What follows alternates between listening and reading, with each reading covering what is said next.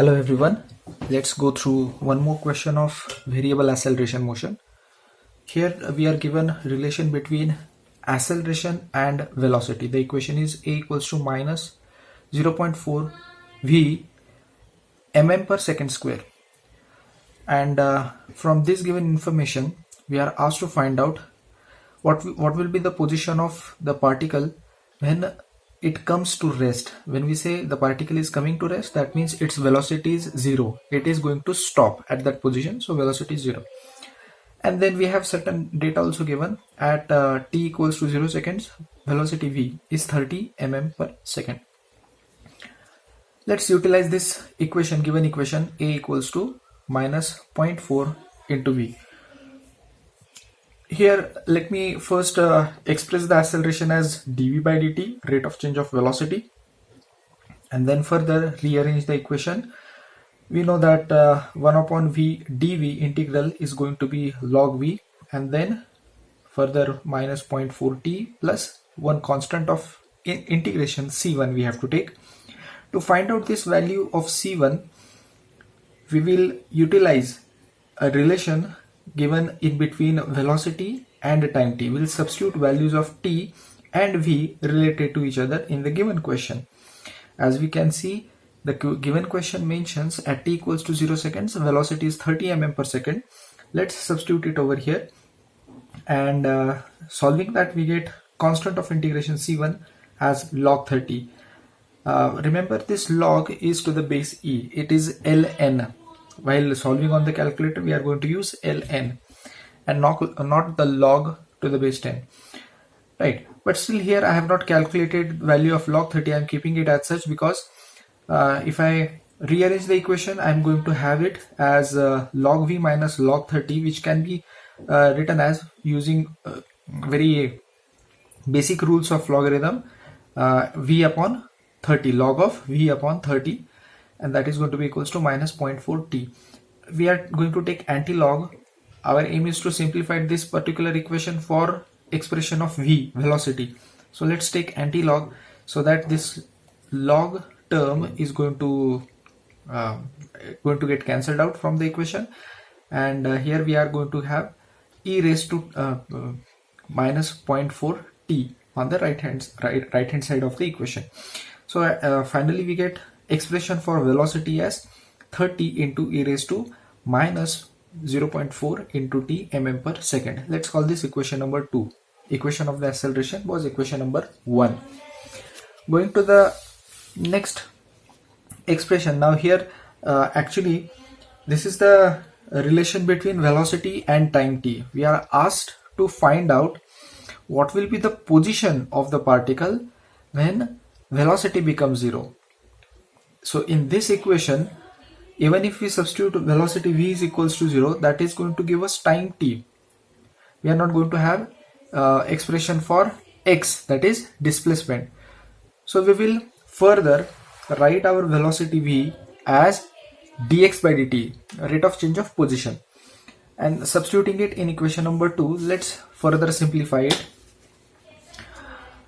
Making the necessary arrangements, we get the equation x is equals to 30 into e raised to minus 0.4 t upon minus 0.4. Here you know the basic rules for integrating the exponential term, integral e raised to minus 0.4 t. It comes out 1 upon minus 0.4 into e raised to minus 0.4 t, and plus another constant of integration c2. Now to find out this value of c2, actually we should look for information which will give us relation between the displacement x and time t. But such information, if we read the given question carefully, such information is not given in the question. It is not mentioned at what time t x is so and so, or nothing is mentioned about at certain time t where what is the position of the particle is. So we have to assume, in such situations we will assume a specific thing that says particle is initially at origin.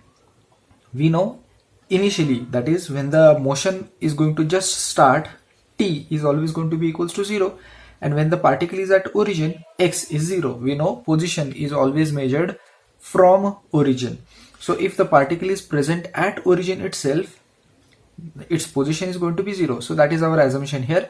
And then substituting it in the equation for finding out C2, we get C2 as 75.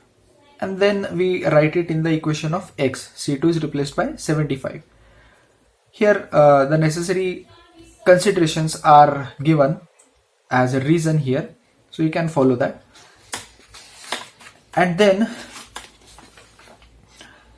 further, to solve it, to find out x position when velocity is equals to 0, let's see what we can do. So now here, when we know that when the particle is going to stop, when it is going to come to rest, velocity is going to be equals to 0. And substituting velocity is equals to 0 in our equation number 2 that we have got for the velocity, so that we will find out time at which velocity has become 0. And rather that time we can utilize, we can substitute in the equation number 3 to find out x. That's how our strategy is. So substituting velocity v is equals to 0 in equation number 2, we are getting time t is equals to infinity. Is it a valid answer?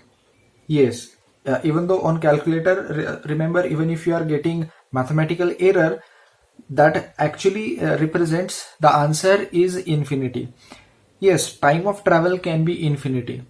Here one more additional point I would like to explain here. Acceleration is given negative. When do we have acceleration negative? When generally particle goes on decreasing its velocity continuously, then in that case the acceleration becomes negative. We call it retardation, right? So if gradually the velocity is decreasing with also change in acceleration, in that case it might keep on slowing down, but it is actually not coming to rest at all. So at some infinite time the particle is going to come to rest. So that can be possible. Here I have explained it. Negative acceleration represents retardation, and a particle will come to halt, or it will come to rest after traveling for infinite time. So it takes infinite time to stop during its motion, and then that infinite time we can substitute for finding out the distance traveled x. We can substitute it here in equation number 3, and the value that we get after substitution for displacement is, we know here after substitution of infinity here, e raised to infinity is going to be equals to 0. So this entire term where we have the t variable, this entire term is going to become 0, and only the constant plus 75 is the remaining term. So displacement of the particle at infinite time is going to be equals to 75 mm, and that is our answer. So in simple words, with this given acceleration, with this mentioned acceleration, the particle if keeps moving, it is going to take infinite time to travel the distance of 75 mm. That is the meaning of this answer. Thank you.